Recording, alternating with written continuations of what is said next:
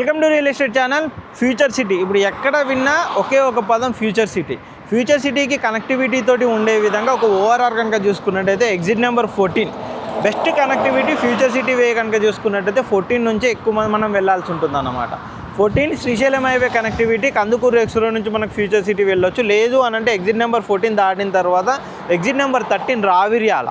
ఆ రావిర్యాల నుంచి కూడా మనకు ఫ్యూచర్లో greenfield highway already work start అవుతున్నాయి. ఆ హైవే కనెక్టివిటీ కంప్లీట్ అయిన తర్వాత వెళ్ళొచ్చు.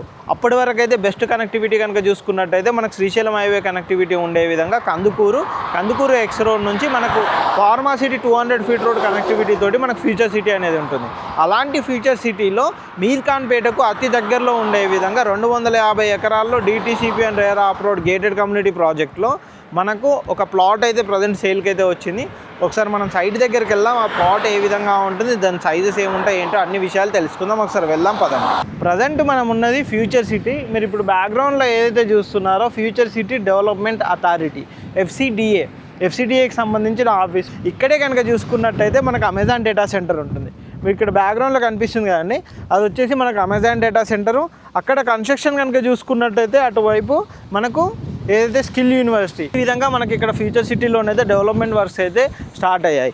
ఇక్కడ నుంచి మనకి అమెజాన్ డేటా సెంటర్ నుంచి మన ప్రాజెక్ట్ వచ్చేసి జస్ట్ 2 minutes డ్రైవే ఉంటుంది.